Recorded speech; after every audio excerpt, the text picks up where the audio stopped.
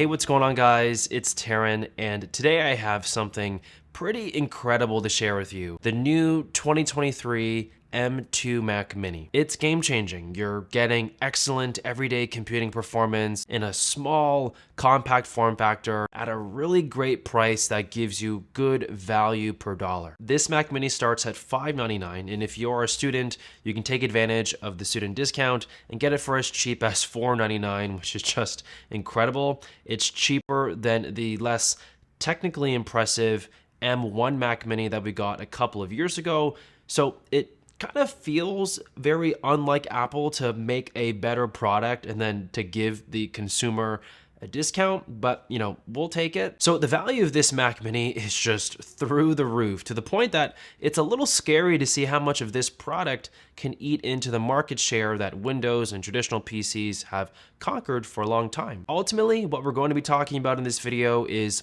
who this Mac Mini is for, and also who it's not for, and what you can do with a Mac Mini of this caliber. I have actually the base configuration, the cheapest one possible.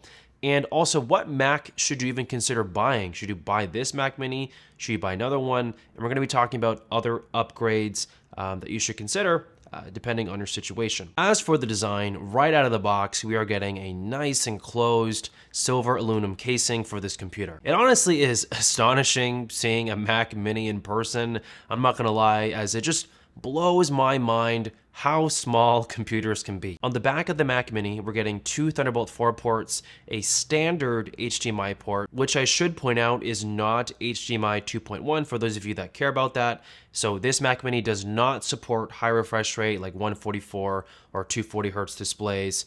That's only possible on the M2 Pro Mac Mini that starts at $1299. We are also getting two USB-A ports, a headphone jack, and a gigabit Ethernet port. This Mac Mini does also come with Wi-Fi 6E, which is awesome. It just future-proofs your purchase for anybody who is planning on upgrading their Wi-Fi to the next generation over the next few years.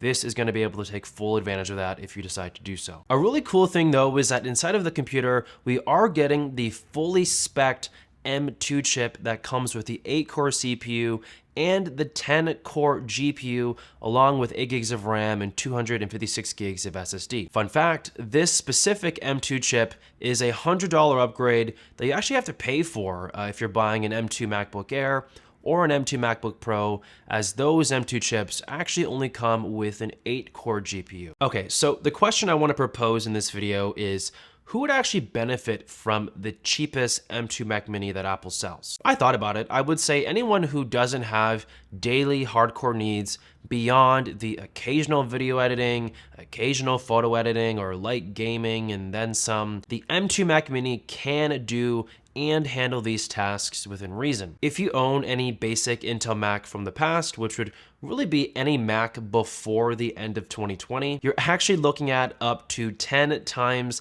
the performance over your older computer in the video editing department. What about coding or compiling projects or even using Microsoft Excel or just Office applications in general? Apple is quoting that M2 is going to be about 2 times faster than the older generation MacBooks. Or if you're just somebody that just wants to edit your photos and make them look better on your computer in something like Lightroom or Photoshop, you're actually looking at up to 3.5 times performance over the older Intel Macs. The point that I'm just trying to hammer home here is that the M2 Mac Mini is fast. And if your needs don't even extend to these heavy workloads, this computer is more than enough, if not absolutely perfect for everyday basic computing needs. Fun fact, my old PC tower, which actually cost me around $2,000+ a few years ago, I built it myself, and that's what I used to make my videos with.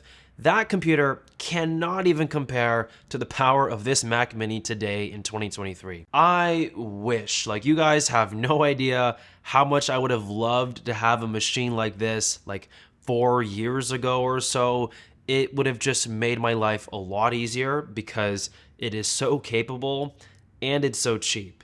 And something like that or something like this just didn't exist even just a few years back, which is just kind of crazy to think about when you really put your mind on that thought. Okay, so before we talk about who this Mac Mini is not for, because it's definitely not for everybody, I want to take a moment to thank today's video sponsor, Clean My Mac X. It's an all-in-one cleaning tool designed to have your Mac running as fast as possible. It was actually one of my first installs on any new Mac I buy, including the new M2 Mac Mini. With the click of one button, Clean My Mac scans for junk and unneeded files, potential malware and viruses on your computer, and speed and performance optimizations that it can activate to ensure your Mac is running fast. It even has an awesome menu on the top right corner that shows you quick facts at a glance, such as your CPU load and temperature, as well as how much RAM is being used. Or actually my personal favorite, the built-in uninstaller, which completely removes all components of an application on your computer, including the ones that actually aren't even in the applications folder. So it does a really awesome job of ensuring that every single file is properly removed on your computer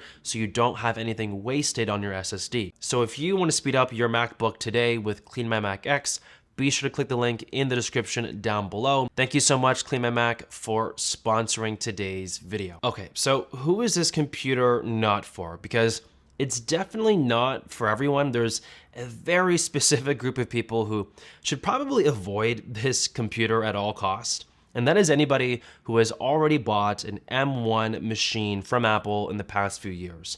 That chip was a huge leap forward from the Intel generation, and the performance difference between M1 and M2 really only clocks out at around like 5 to 20%, and that's highly dependent on the task that you're doing. So you really want to ask yourself, do I need 5% better performance here, 10% better performance there?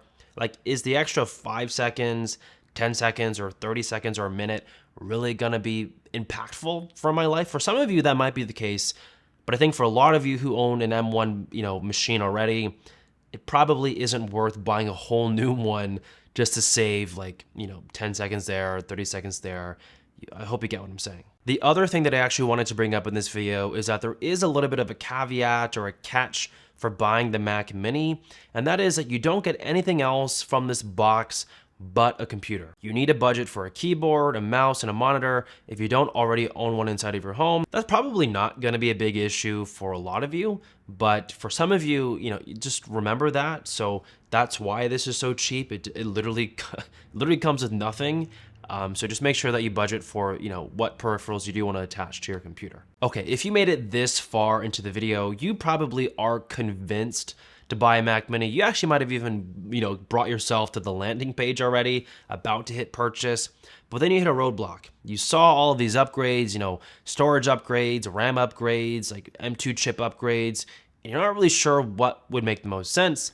That's what we're gonna break down right now in this video. First, I believe that the base $599 model spec is enough for a lot of you if you set the right expectations for yourself. If you're just doing like basic everyday computing 95% of the time, and only around 5% of the time you fiddle around with heavier workloads, I do think the base $599 model is a pretty good buy. But let's say that you're somebody that actually wants to put this Mac Mini through some heavier workloads, like 20 to 40% of your time through the usage of it at your home.